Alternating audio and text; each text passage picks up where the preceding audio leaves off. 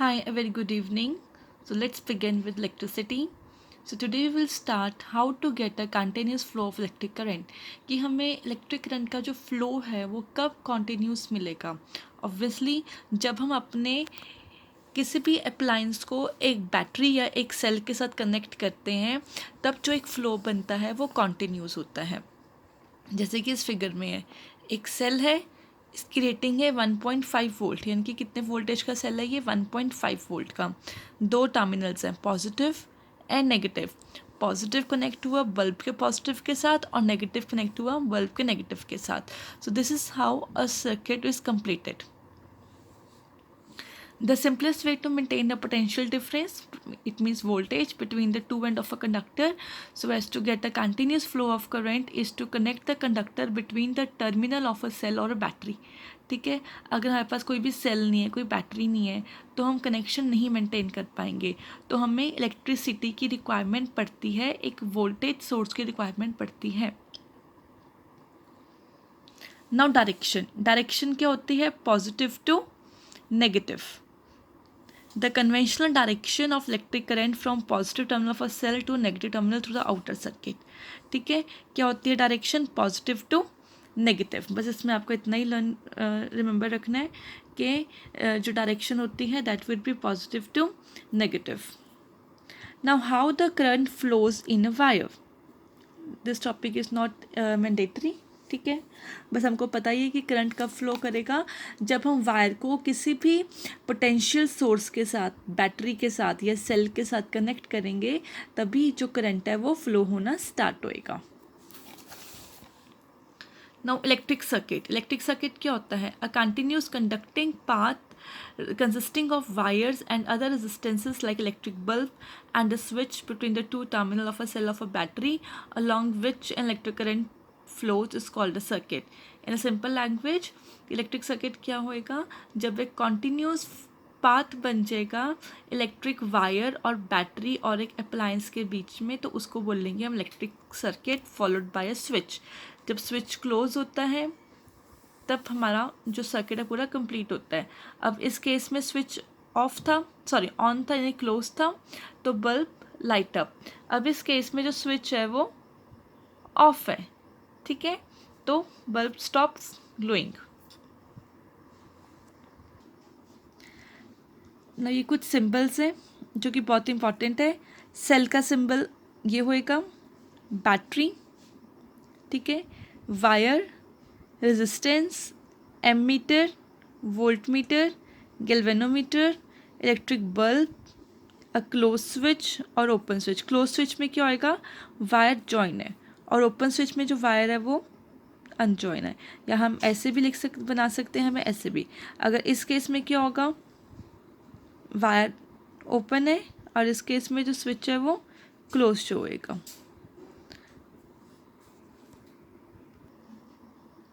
Now circuit diagram. A diagram which indicate how different components in a circuit have been connected by using electric symbols for the component are called a circuit diagram.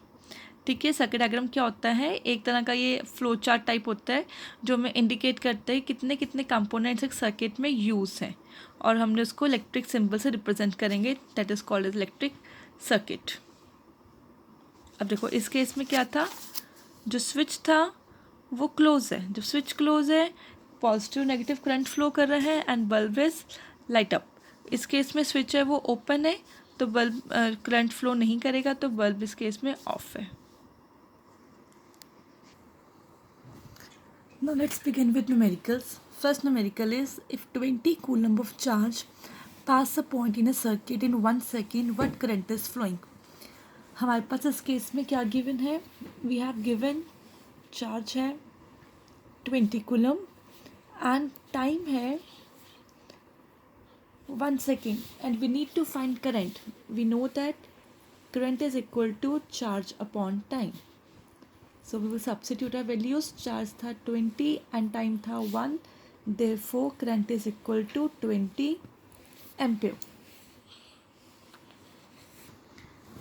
Next numerical is if a current of 4 ampere flows around a circuit for 10 seconds. We have given here current which is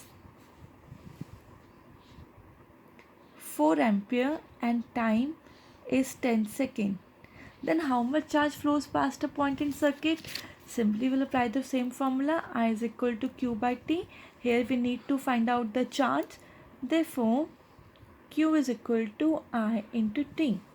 I is your 4 ampere and time is your 10 seconds. Therefore, charge would be 40 coulomb.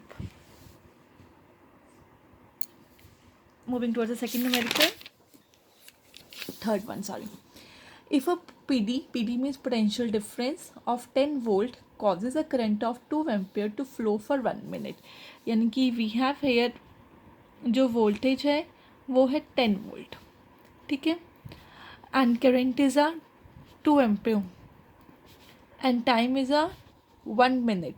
So remember to convert time into second.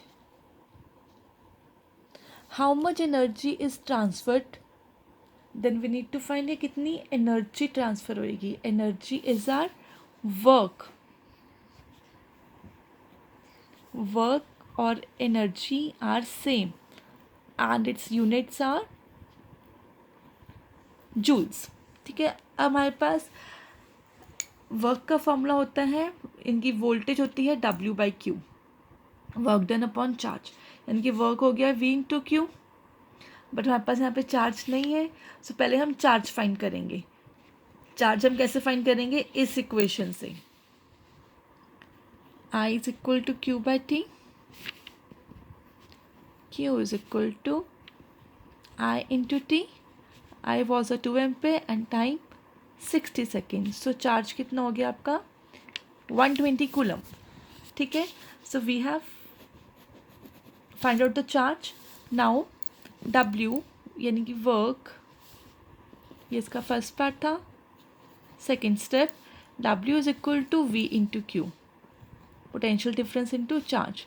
Potential difference was 10 volt and charge was 120. It means work done is equal to 1200 joules. So अभी तक हमें दो ही हमने equation study करी है. First one V is equal to W by Q and second I is equal to Q by T. इन दोनों को use करके we have solved this numerical. I hope you're done with this numerical.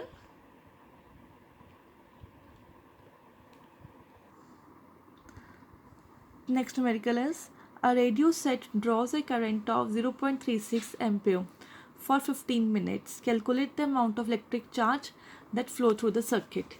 Simple formula, I is equal to Q by T. Here our I is 0.36 ampere and the current is and the time is 15 minutes.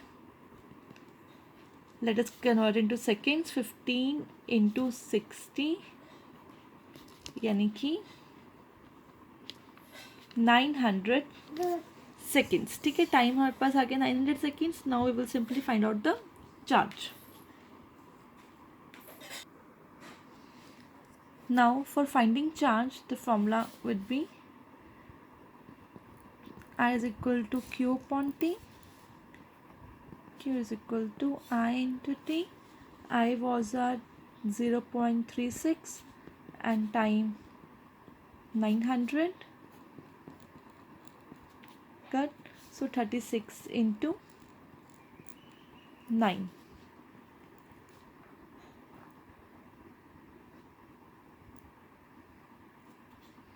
ठीक है. 324 coulombs. If charge of one electron is 1.6 × 10⁻⁻19 coulomb, then how many electron pass through a conductor in 1 second to constitute 1 ampere current? So it's very simple. We have given charge 1.6 × 10⁻⁻19 coulomb, time 1 second and current 1 ampere. So we simply need to find how many electrons pass through a conductor in 1 second to constitute 1 ampere current.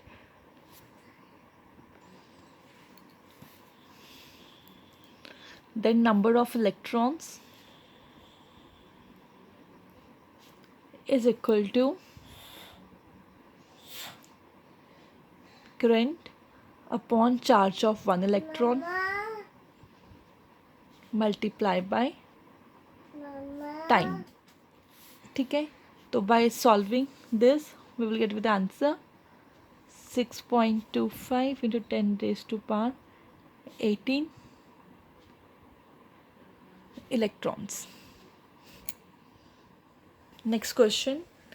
If the potential difference across the lamp is 12 volt, if the potential difference across the lamp is 12 volt, how many joules of electrical energy are changed into heat light when the charge of 1 coulomb passes through it?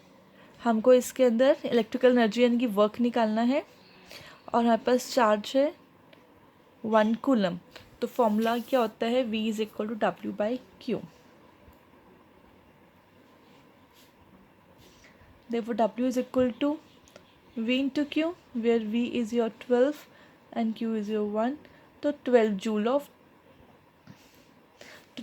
of energy is needed.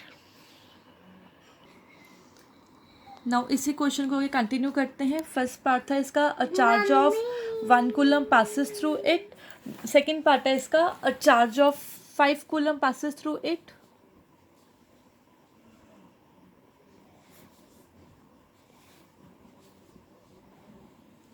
और third part है इसका कि a current of 2 ampere flow through it in for 10 second. ये current है इसके अंदर 2 ampere और time है इसके अंदर 10 सेकेंड. तो let's solve the first part. B part. तो इसमें क्या था? W is equal to V into Q. V was 12 and Q 5. तो कितना हो जाएगा? आपको हो जाएगा 60 जूल्स. ठीक है, अब हमको फिर से हीट निकालनी है जब हमारे पास करंट है 2 एम्पियर और टाइम है 10 सेकेंड. पहले हम चार्ज निकाल लेंगे.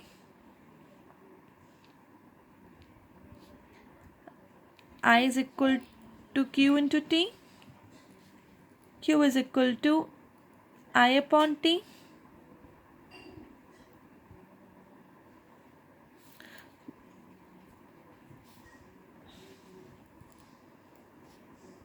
I into T. I था आपका 2, तो चार्ज इसमें हो गया 20 कूलम. अब चार्ज 20 कूलम है तो एनर्जी कितनी हो जाएगी? V into Q.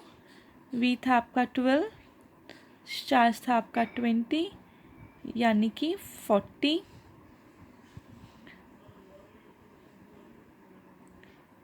240 joules.